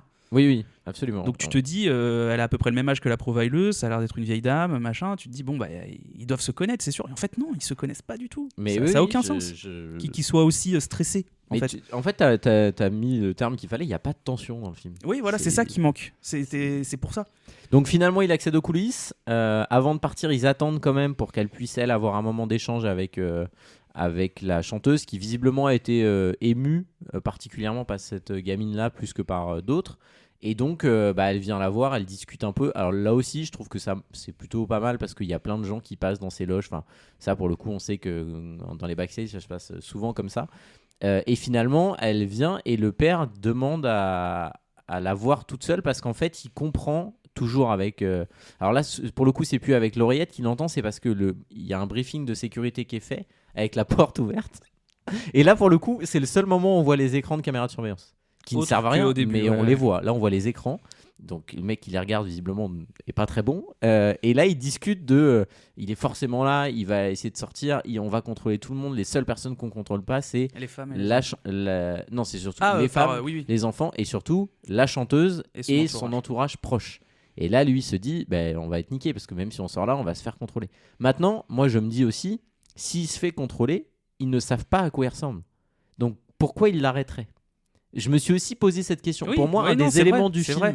Qui fait que la tension n'existe pas, c'est qu'on nous fait comprendre qu'on ne connaît pas son visage. On a quelques éléments sur lui, mais on ne sait pas vraiment à quoi il ressemble. Je ne sais pas si tu te souviens, ils évoquent plusieurs, à un moment, je crois que c'est une scène un peu plus tard, où on voit dans un truc à la télé où ils évoquent, ou je ne sais plus qui dit ça, ils évoquent plusieurs suspects qui ont été listés, avec des morphologies et des ethnies différentes, etc. Il n'y a pas l'histoire d'un tatouage sur la main ? Si, il y a ça, mais je veux dire, à la limite, enfin. Parce que du coup, si lui a ce tatouage sur la main, c'est. Oui, c'est vrai qu'il y a le truc du tatouage. Je crois que c'est pour ça qu'ils veulent contrôler que les hommes, c'est parce qu'ils se disent, de toute façon, s'il a le tatouage, c'est lui en fait. Oui, c'est vrai, mais après, je veux dire, tu peux très bien avoir plusieurs personnes qui ont un tatouage. Oui, mais c'est un tatouage spécifique. Je sais pas si on a la spécificité, on sait juste qu'il a un tatouage. Ah, ça remonte un peu, mais il me semble qu'on a la spécificité. Je me fais vraiment l'avocat du Non, diable mais parce que autant je te rejoins, il y a vraiment des facilités et des choses qui sont pas expliquées et d'autres qui sont surexpliquées, qui servent à rien, qui apportent rien à l'histoire, à part te dire à toi spectateur, c'est comme ça que ça se passe, c'est parce que c'est comme ça. Mais sinon, à part ça. Non, mais t'as raison, voilà, peut-être mais qu'il il y a certains moments, en fait, il y a des tentatives d'explication. C'est vraiment la mise en place des situations qui fonctionnent pas et il y a plein d'autres choses évidemment. Non, mais c'est vrai que c'est souvent la mise en place. C'est pour ça, parce que t'imagines toi s'il avait fait reposer le film avec un gros trou comme ça, oui, c'est-à-dire. C'est vrai. Et pourquoi il l'arrêterait ? Il contrôle tous les hommes, ok, et ensuite on fait quoi après, on les enferme tous dans un container. C'est aussi le truc de puisqu'ils savent qu'il a un tatouage, on imagine que pour entrer dans le concert, ils se font contrôler comme dans tout endroit. Il suffisait d'arrêter les gens qui avaient un tatouage. Enfin, je veux dire, puisque lui, quand il sait parce que t'as raison, il y a sur les tatouages, lui, il met un truc, je sais pas si tu te rappelles, il met tu sais, les bracelets de concert, il en met un autour de son poignet pour plus qu'il soit visible. Exact. Mais je veux dire, si les flics le savent dès le départ, ils auraient pu s'en servir à l'entrée. Et non, je vais te dire. Et non, Jamie. Je vais te dire pourquoi. Ah, sinon, je n'avais pas vu son regard. Fabuleux. Putain. Non, je pense que du coup, là pour le coup, ça contredirait ce que tu reprochais au début. C'est-à-dire enfin, pas ce que tu reprochais, mais ce que tu disais dans le déroulé, c'est qu'en fait, c'est à partir du moment où tout le public est rentré que le dispositif se met en place. C'est-à-dire que Ouais. s'ils le mettent avant, bah lui il se dit bon bah non chérie en fait on n'y va pas. Oui, c'est vrai. Oui, t'as raison. J'avais pas pensé à ça, mais t'as raison. C'est logique. J'ai un peu écrit avec eux aussi de temps en temps. Mais voilà. Mais Scénariste à mes heures perdues. je découvre que t'as coécrit ce film, je suis ravi. C'est pour ça que je le défends. Je le défendrai corps et âme. J'espère que t'as fait un peu d'argent quand même. Donc du coup, il va faire un truc, il va demander à parler à la chanteuse tout seul en disant voilà, je voudrais vous parler de ma fille 1 minute et tout. Elle accepte, elle le reçoit dans sa loge et là ils sont que tous les deux. Et donc là il va lui faire la révélation en disant le mec que vous cherchez c'est moi. Donc déjà il part du principe que elle sait qu'il est recherché. Donc pour moi c'est ça qui accrédite le fait que tout ce concert il a été monté avec les flics, même si l'histoire du billet du coup contrecarre ce truc là. Oui, ouais, bon après c'est pas important. En tout cas il lui explique, il lui montre qu'il a un otage et il lui dit si vous parlez l'otage en appuyant sur un bouton je le désingue quoi, avec un gaz que je peux mettre en place à distance, donc il va mourir dans les minutes qui suivront. Donc elle dit, elle est un peu paniquée, elle sait pas quoi faire, et donc il lui dit bah écoute c'est simple, vous allez nous emmener avec vous dans la limousine pour qu'on se fasse pas contrôler, puisqu'on va passer pour des proches, et si on est des proches, vous inquiétez pas, le magnifique bruit que vous avez entendu c'était une ASMR proposée par Bastien qui ouvre une bouteille d'ici. Et donc du coup ils vont accéder à la limousine et il va pouvoir sortir. Donc là on a le moment où il arrive à sortir, et ça pour le coup c'est plutôt cool. Moi je me suis juste fait une réflexion, mais là qui ne touche pas à la cohérence du film, je précise, mais juste un truc. Moi je suis artiste, je sors d'un concert, je me doute qu'il y a plein de fans qui attendent dehors, une voiture plus discrète éventuellement qu'une limousine de 83 mètres. Je veux dire, ça m'a paru bizarre ça, mais bon, pourquoi pas. Donc ils sortent tous les trois et en fait il lui dit vous me déposez au premier feu rouge et on se casse quoi. Grosso modo lui son plan c'est de partir à ce moment là.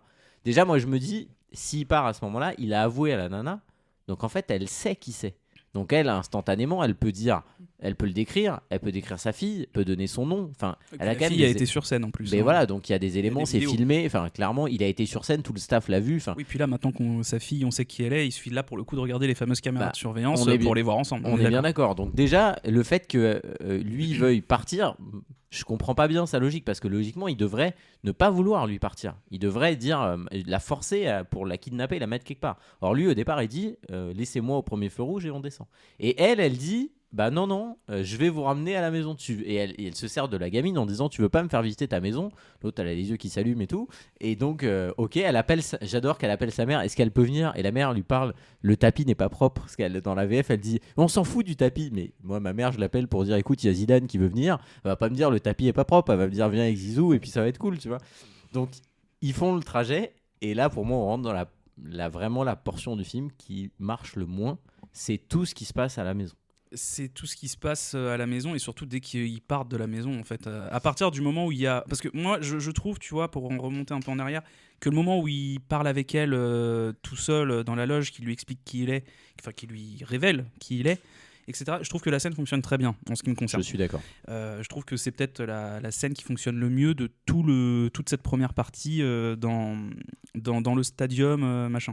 Enfin, dans le concert, quoi. Et je trouve que la montée en... Justement, le fait qu'elle soit pas que passive, mais active, la chanteuse, le personnage de la chanteuse, et que finalement, elle prenne un peu le taureau par les cornes, si je puis dire, je trouve que ça marche bien. Quand ils arrivent à la maison, là, il y a une montée en tension, parce que du coup... lui, en fait, il dit mais pourquoi elle est là, qu'est-ce qu'elle fait? Et elle, son but, ça va être de sauver comme elle peut, de dire qui il est, de donner des indices un peu à droite à gauche, etc. Et du coup, tu te dis putain, là, sa famille va être au courant, quelque chose comme ça, sa fille va le découvrir, surtout sa fille, sa femme, on s'en bat un peu à ce moment-là, on s'en fiche un peu. Et du coup, je trouve que la montée en tension fonctionne. Moi, c'est vraiment à partir du moment où justement la tension explose. C'est-à-dire que là, c'est vraiment le seul moment où il y a un peu de tension dans le film. Et une fois que tout pète à la maison, on va dire, je trouve que là, après, ça part en couille. Et ça marche plus du tout. Non, mais surtout, moi, il y a un truc que je m'explique pas. C'est-à-dire qu'elle l'amène à la maison. Et elle insiste pour rentrer dans la maison. Donc on comprend que lui, il a pas envie qu'elle rentre. Enfin, je veux dire, il a même envie. À un moment, il se lève, il dit bah, vous êtes fatigué, vous allez repartir. Mais ça n'a pas de sens. Il peut pas la laisser partir. S'il la laisse partir, elle connaît son identité à lui, à sa femme, à ses enfants, leur adresse.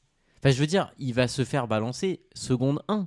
Et moi, je comprends pas ça, pourquoi lui, Et je sais pas si tu te rappelles, ils ont une discussion à un moment. Elle est assise, elle mange. Enfin, ils boivent un café, ils sont autour de la table basse là. Ouais. Et à un moment, elle Pardon. parle du boucher et lui se lève et dire vous devez être très fatigué, on va vous laisser rentrer. Mais non, tu peux pas la laisser partir. Et là, clairement, il veut la raccompagner. Pour moi, à ce moment-là, il veut la laisser partir parce que, enfin moi, c'est comme ça que je l'ai compris, c'est qu'il ne veut pas que sa femme et sa fille soient au courant qu'il est le boucher. Oui, mais sauf qu'indéniablement, quand elle va sortir, elle va appeler les flics et tout le monde va savoir.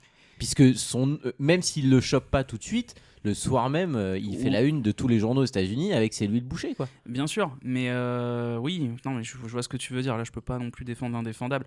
Je pense vraiment que si on peut chercher une excuse, c'est qu'à ce moment-là, il est vraiment sur l'instant T. Il est pas sur ce qui va se passer après. Il est vraiment au jour le jour. C'est un peu tout le principe en fait de cette tentative d'évasion du concert et compagnie à répétition pendant toute la première partie, c'est qu'en fait il peut que d'habitude il a l'air d'être quand même assez méticuleux comme beaucoup de serial killers, en tout cas l'image qu'on en a.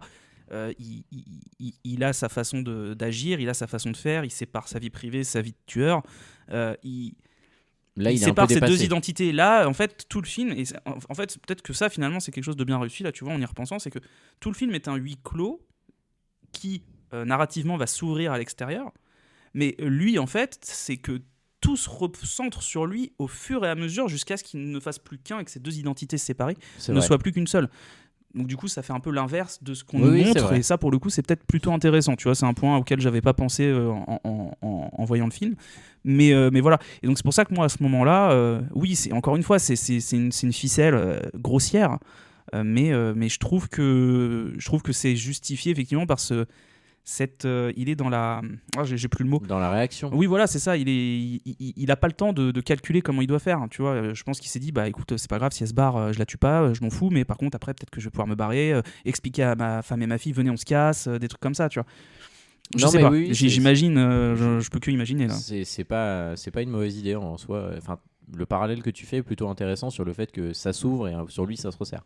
Donc du coup il y a la séquence, elle joue du piano avec la gamine pour lui voler son téléphone, puis pour prendre finalement le téléphone du père au moment où il est censé faire une photo.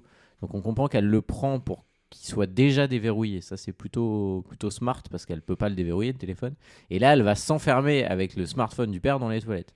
Et donc là, lui, il devient un peu furax derrière. Il lui demande d'ouvrir, elle veut pas. Ça marche bien en ce moment. Les gens comprennent pas autour. Enfin, c'est sa femme et ses enfants. Et puis à un moment, il y a plus de bruit. Et lui, il continue de tambouriner à la porte. Et elle a deux idées. C'est qu'elle se sert du téléphone du gars pour parler avec le mec qui est kidnappé pour lui demander s'il a des indices, savoir où il est. Et elle se sert, elle fait un live sur TikTok ou Snapchat où en gros elle dit voilà, il faut que vous m'aidiez. Est-ce que vous avez quelqu'un connaît à Philadelphie une statue d'un lion cassé et une porte bleue? Et là, miracle, il y a quelqu'un qui trouve tout de suite. Il faut que vous alliez là parce qu'il y a quelqu'un qui est enfermé. Donc elle va réussir à le faire libérer. Ça, je suis d'accord, ce moment-là, il est plutôt bien. Je trouve que c'est intéressant à la fois le fait qu'elle parle avec ce gars et le fait qu'elle utilise sa notoriété et de voir que c'est vrai que ces gens-là, quand les gens très connus, j'entends, prennent la parole, même pour des trucs comme ça, il y a tout de suite beaucoup de gens qui les écoutent et plein de gens qui sont prêts à faire des choses. Ça, je trouve que c'est plutôt bien fait. Bon, finalement, il finit par rentrer et il y a confrontation et là, il va lui dire à partir de maintenant... vous allez venir avec moi, je vais mettre ma main sur votre épaule, elle n'en bougera plus, vous me rendez mon téléphone, celui de ma fille, et on va se barrer en voiture. Donc ils finissent par aller dans le garage pour s'enfuir dans la voiture, et là c'est vraiment, moi j'ai trouvé ça très drôle, ils montent, il y a un build-up, une tension qui démarre, et là la porte du garage s'ouvre, et là il y a la femme et les enfants. Et il a une phrase qui là aussi pour moi est con, il dit « Oh j'avais pas pensé à fermer la fenêtre ». Mais tu peux pas la fermer de l'extérieur de toute façon, ils ont enfermé dans une chambre où il y a une fenêtre. Ils peuvent l'ouvrir à tout moment. Alors effectivement, il n'y a pas pensé sur le moment, pourquoi pas, mais le fait de la fermer, bon. Et donc ils sont devant, et là lui, il est confronté à un truc, c'est-à-dire qu'il va devoir faire un choix entre ces deux identités. Exactement. Donc elle sort de la voiture, elle regagne sa limousine. Petite parenthèse, il y a eu des cris dans la maison, il y a eu vraiment beaucoup de bruit. Le chauffeur de la limousine n'a pas bouger. C'est du double vitrage, Guillaume. Je suis désolé de te le dire. Là, vraiment, tu cherches là où il n'y a pas besoin. Donc finalement, ils sortent et c'est là, me semble-t-il, que la cavalerie arrive. Donc c'est-à-dire c'est le à peu FBI. près à ce moment-là, ouais, bien sûr. Et donc on a elle dans la limousine et les enfants et la femme qui sont pris en charge par les flics. Et les flics mettent un certain temps, ils encerclent la maison avant de rentrer. Et lui, on le voit, c'est assez marrant. On nous le prend justement comme quelqu'un de méticuleux. Il ramasse un truc qui est cassé, il fait un brin de vaisselle.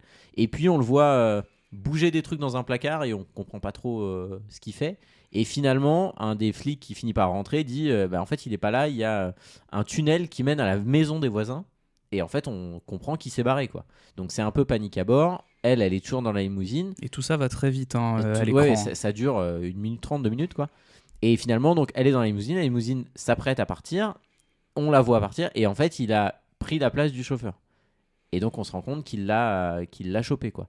Donc, il va aller derrière. Il s'était pas déguisé en flic ? Je crois que c'est...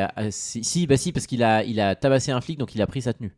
Donc, il est habillé en mec du SWAT, et du coup, il a toute l'attirail du SWAT, y compris les menottes, qui vont lui servir à attacher la fille. En fait, pendant que le boucher met sa famille à l'étage, quand il met sa famille à l'étage, etc., en fait, la chanteuse, elle envoie un texto à son chauffeur pour qu'il contacte la police. Et c'est juste après qu'ils commencent qu'ils vont dans le garage, machin.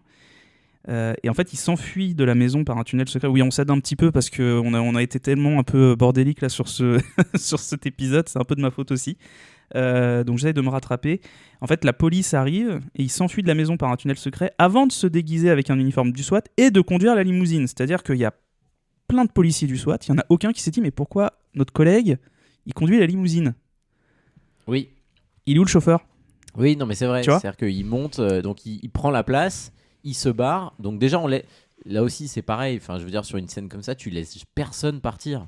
Faut tous les interroger, ces gens. Surtout qu'elle est partie avec lui. Elle était prisonnière du gars, elle était son otage et tout. Donc ils s'en vont et finalement ils sont arrêtés un peu plus loin par la foule. C'est-à-dire qu'ils arrivent à un endroit, il y a plein de monde et elle a une idée intéressante, c'est que même si elle est attachée, elle arrive à ouvrir la fenêtre pour que les gens la reconnaissent et donc ça crée un amas autour de la voiture.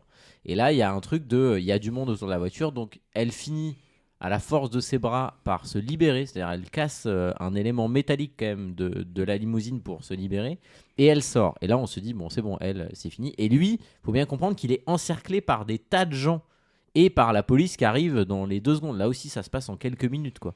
Et donc il y a une limousine entourée de plein de gens.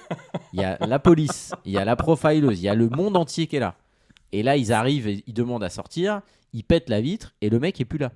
Et là, il y a un plan large, on le voit en sweat à capuche noire dans la foule. Mais il est sorti comment, le gars ? Il n'y a pas un plan sur les habits du SWAT qui sont encore dans la voiture, justement ? Il y a les habits du SWAT, le casque et tout. Donc le mec s'est changé, il est sorti, personne ne l'a vu sortir, et il s'est incrusté dans la foule. Il se change plus vite que Flash. Non mais ça n'a aucun sens. C'est incroyable. Et puis surtout, il est là, quoi. Et donc il s'en va, parce que là aussi, encore une fois, il y a des témoins, mais on contrôle personne, on laisse partir. Et donc il se barre. Et là tu dis bon bah il a réussi son coup, quoi, il s'est barré. Et ensuite on a une scène, on revient dans la maison où là on a une discussion entre la femme de ce gars-là et ça s'appelle Cooper.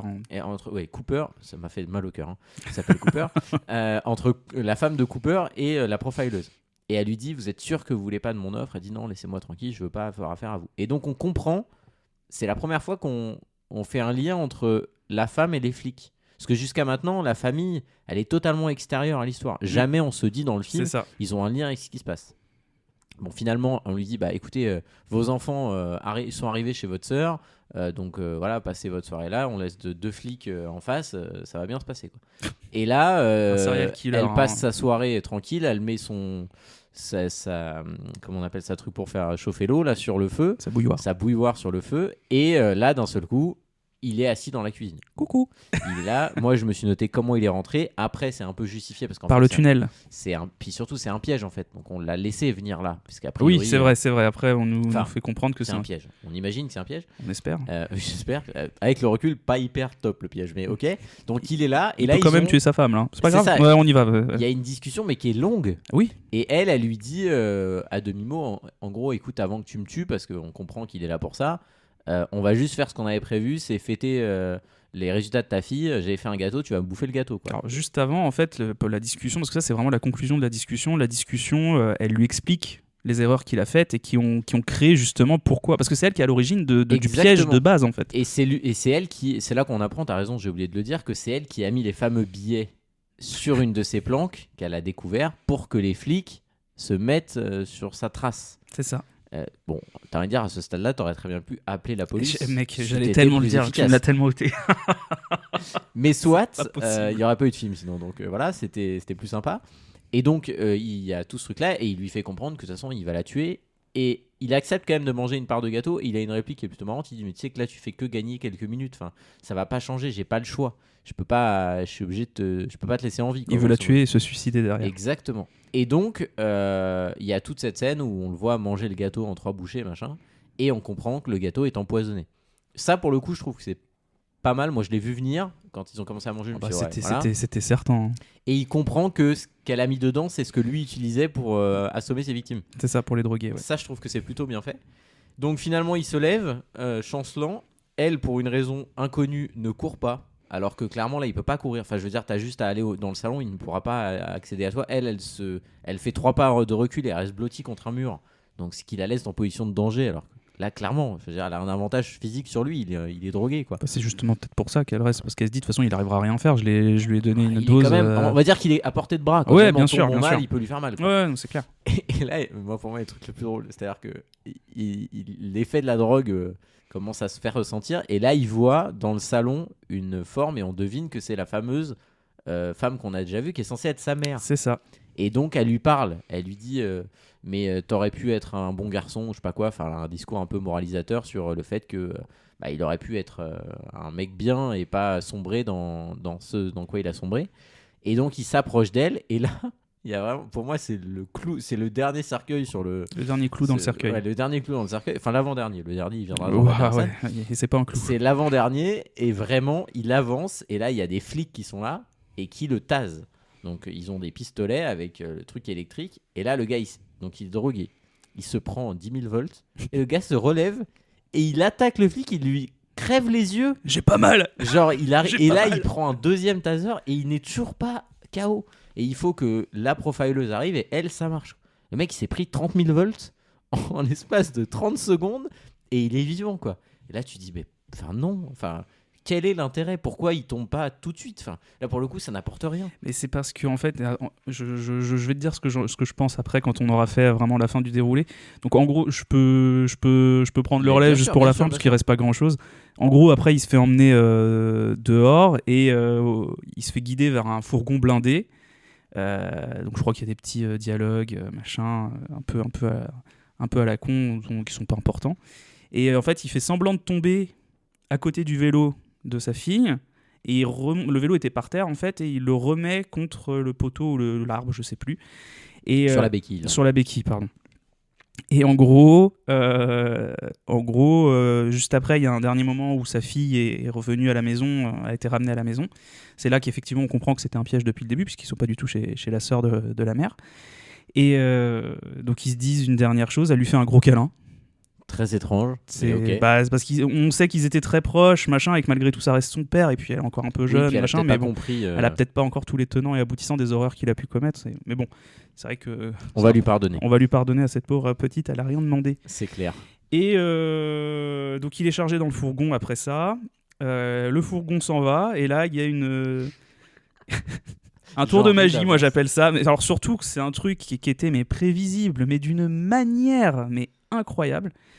Donc il s'éloigne, le fourgon, et là le boucher sort de sa manche, hein, littéralement, oui, totalement. un rayon de la roue du vélo qu'il a subtilisé en toute discrétion parce que personne ne le voyait à ce moment-là, je veux dire.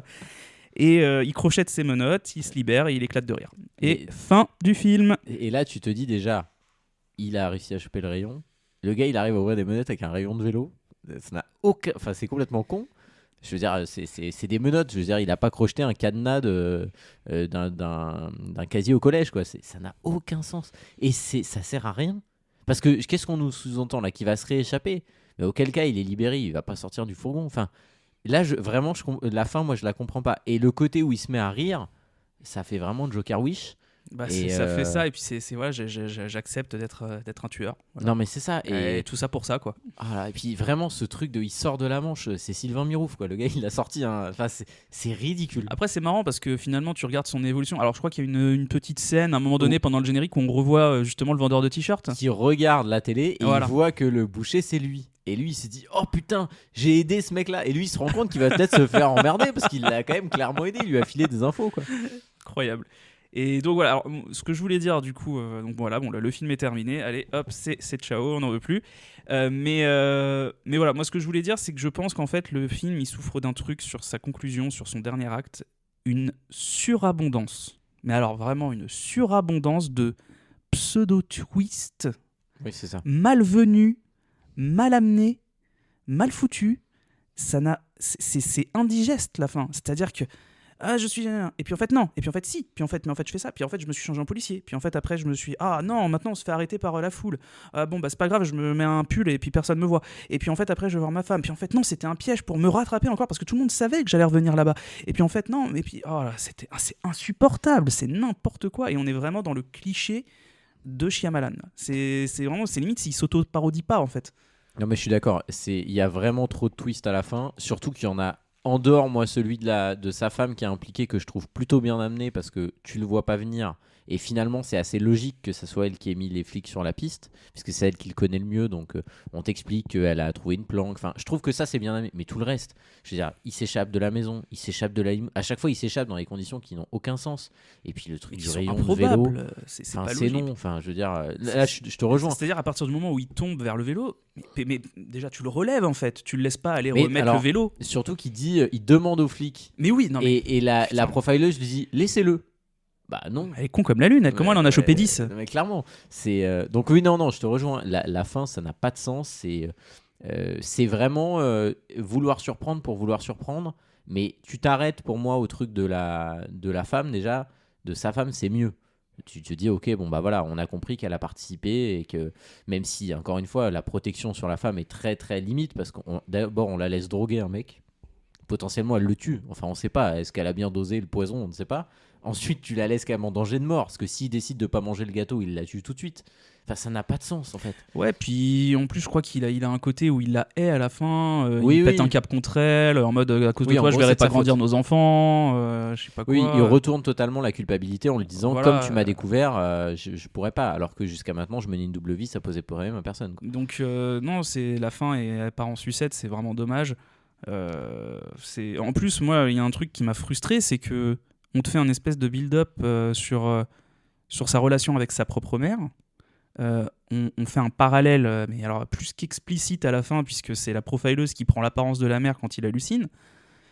Tu te dis, bon, il y a peut-être un lien, il y a peut-être quelque chose à creuser, et on s'en bat les couilles. Enfin, c'est incroyable. Non, ils n'en font rien. En C'est- fait, ça n'amène à rien. le film se perd dans cette volonté de surprendre, comme tu l'as dit, surtout dans le dernier vraiment, tiers là. Et il enchaîne les trucs qui n'ont pas de sens. Vraiment, à partir du moment où ils sortent, plus rien n'est logique. Ils sortent, lui il veut sortir, elle veut aller chez eux, on comprend pas pourquoi, parce qu'elle a aucun intérêt à aller chez eux, la chanteuse, je veux dire, il suffit de donner son signalement, ça suffit, t'as largement fait ton boulot, personne t'a demandé d'aller te mettre en danger, elle arrive à s'échapper d'une limousine en cassant un truc toute seule, enfin, c'est que des trucs qui tiennent pas la route, quoi. Mis bout à bout, la dernière demi-heure, c'est vraiment du grand n'importe quoi, et bah, déjà que moi je trouvais que le film était pas spécialement réussi avant, mais vraiment ça le tue et finalement peut-être qu'il aurait fallu rester dans le huis clos Complètement. et finir à l'intérieur. Mais oui, mais bien sûr. Ça aurait peut-être été plus intéressant de trouver une manière de terminer cette histoire là, soit il se fait choper, soit il se fait pas choper, peu importe, mais la dernière partie elle fonctionne pas. Non, ça fonctionne pas du tout. Puis voilà, tu sens vraiment que le film a été fait pour la fille de Shyamalan, avec elle, pour elle, sur elle. C'est dommage parce que je trouve que après moi il y a un truc que ça sauve pas le film, mais ce qui fait que tu tiens jusqu'au bout, c'est que le personnage, donc l'acteur qui joue le boucher, c'est Josh Hartnett, il s'éclate. Je trouve qu'il est à fond dedans, il cabotine pas tellement, il est dans son rôle et je trouve en fait que ça marche. Voilà. Et puis moi encore une fois vraiment la première partie huis clos, je trouve qu'elle fonctionne bien et c'est pour ça que je te rejoins, je trouve qu'elle aurait dû continuer beaucoup plus longtemps en tout cas. Non mais je suis d'accord.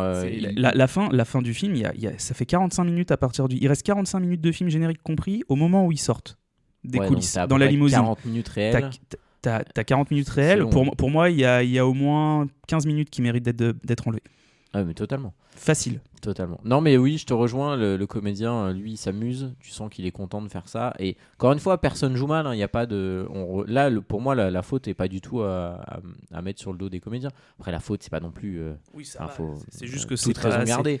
Mais c'est vrai que c'est c'est pas réussi, décevant au regard du pédigré de ce réalisateur de tomber dans ces erreurs-là. Parce que, voilà, il est. Enfin, c'est pas au niveau de ce qu'il sait faire. C'est ça surtout, parce que comme on disait, ça fait déjà quelques films qui divisent vraiment. Alors, c'est pas qu'ils divisent la critique, c'est qu'en fait, il la met d'accord dans le mauvais sens. Et c'est dommage quand tu sais qu'il est capable de faire des choses bien, même sans parler de twist. Moi, Split, je trouve que c'est un de ses derniers, c'est pas son dernier, qui fonctionne vachement bien. Donc bon, après, voilà, encore une fois, j'ai pas la prétention d'avoir tout vu, loin de là. Mais je crois que si j'avais vu The Visit, on l'avait vu au cinéma. Et The Visit, pour le coup, était cool. Était très cool. Pour le Un coup, peu j'ai pas vu, film donc, d'horreur, c'était très sympa. Est-ce qu'on a autre chose à dire? Je crois qu'on a fait le tour. Non, on a fait le C'est tour. pas mal. J'en ai marre d'être l'avocat du diable. C'est bon. Merci à tous ceux qui nous ont écoutés. On Merci va à pas vous. vous dire qu'on vous conseille de le voir. Honnêtement, ça serait un peu excessif. C'est après pas, tout ce c'est qu'on pas en a le dit. Shyamalan que je conseillerais, non, clairement pas. Aller vers du Incassable, aller vers du Sixième Sens. Ouais, tout à fait. Allez voir vraiment la saga Incassable avec Split aussi qui est réussi, qui est vraiment pas mal. Split, moi j'avais passé un bon moment. Je trouve que c'est bien réussi. Et après, dans un autre genre, moi j'avais bien aimé Phénomène. Je sais que ça. tout le Phénomène monde a est pas bien, aimé, ouais, j'ai mais tendance à l'oublier, mais il est pas mal. c'était pas mal. Donc voilà, peut-être plutôt ces films-là que celui-ci pour démarrer avec Shyamalan. Merci à tous de nous avoir écoutés. On vous donne rendez-vous la semaine prochaine. Alors, normalement la semaine prochaine, là aussi, on va mettre des gros guillemets. Voilà, on va mettre des guillemets. On vous en dit pas plus. On va même pas vous donner d'indices. On va laisser, voilà, vous verrez. Mais si tout va bien, on se retrouve la semaine prochaine. On reviendra. Voilà, mais dans tous les cas, on reviendra. C'est pas la semaine prochaine, ce sera la semaine d'après. Donc C'est merci ça. à tous. Merci à tous. Et puis rendez-vous bientôt. Salut, Allez, ciao. à bientôt. Ciao.